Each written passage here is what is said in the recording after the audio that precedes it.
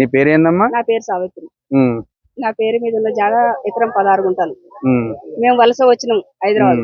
వలస వస్తే ఆ పక్కనున్న రుక్సన్ కు పాలకి ఇచ్చినాం, కౌలుకి ఇచ్చినాం.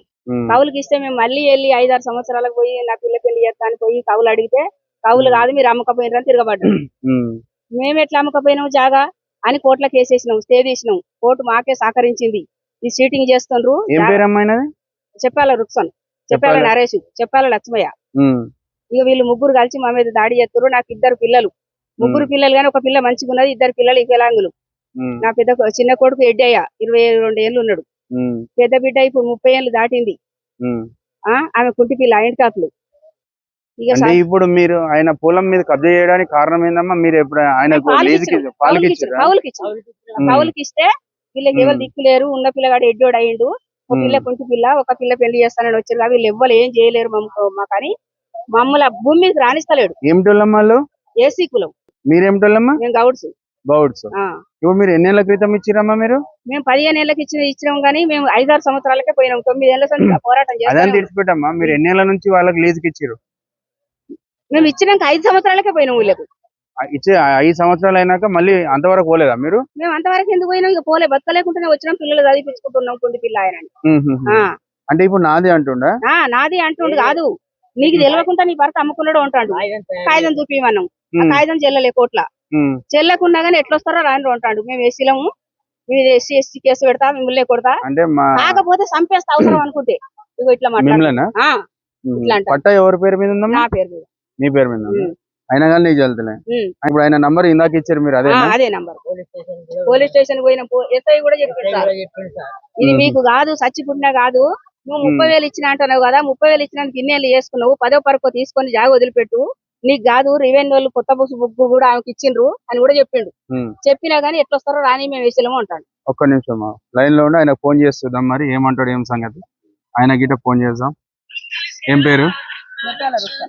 రుక్సానా. చెప్పాలా? రుక్సానా.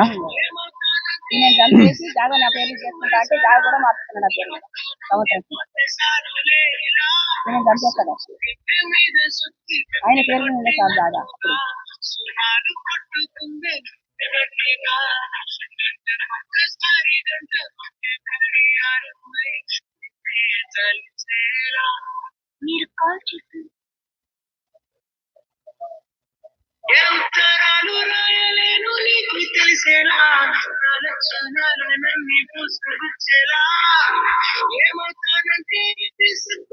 ఫోన్ ఆడుతున్నాడు కదమ్మా.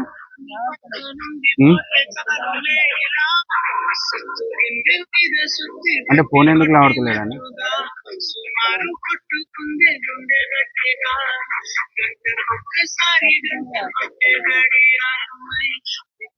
సరే నేను మళ్ళీసారి ఫోన్ చేద్దాం, రేపు ఆగి చేద్దాం. ఇప్పుడు మరి ఏమంటుండమ్మా? నాకు 2 వికలాంగుల పిల్లలు, నా జాగా నాకు ఇప్పియాలి మీరు. నేను రేవంత్ రెడ్డి కనుక వచ్చినా రేవంత్ రెడ్డి కూడా కలుస్తాయిగా, విన్నవా? రేవంత్ రెడ్డి ఎక్కడున్నా వెతుకుంటా పోతా, సెక్రటేరియల్ ఉండా ఎక్కడున్నా పోతాయిగా, విన్నవా? అంటే ఇప్పుడు మీరు పాలకిచ్చి పరేషాన్లు అయ్యారమ్మా? పాలకిచ్చి కౌలుకు, పాలు కూడా కాదు.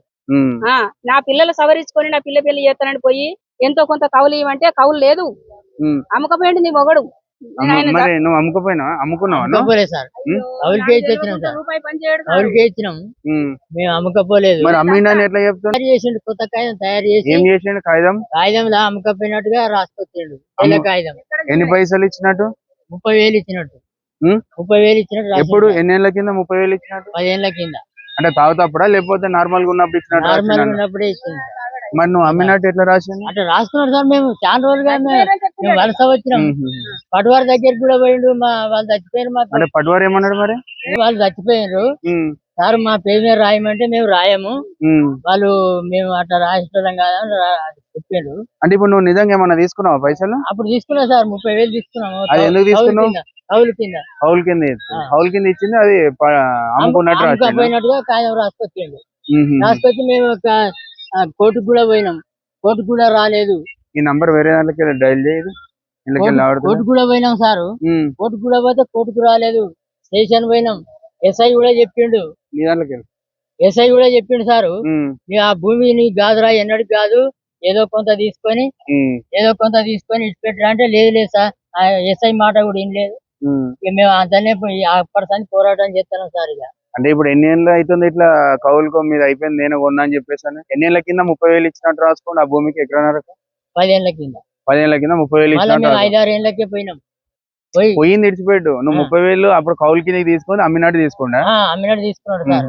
మరి ఇప్పుడు ఏం చేద్దాం అనుకుంటారు మీరు? ఏం చేద్దాం, మా భూమి కావాలని మేము ఆడికి పోయి కొట్లాడినా గానీ మమ్మల్ని అటకాయిస్తాడు, మమ్మల్ని చంపుతామని మాకు ప్రాణహాని ఉన్నది. మాకు ఎవరు దిక్కులేదు సార్. మరి ఇప్పుడు అందుకే ఏమంటావు? మా భూమి మాకు కావాలని మేము రేవంత్ సార్ దగ్గరికి వచ్చినాం.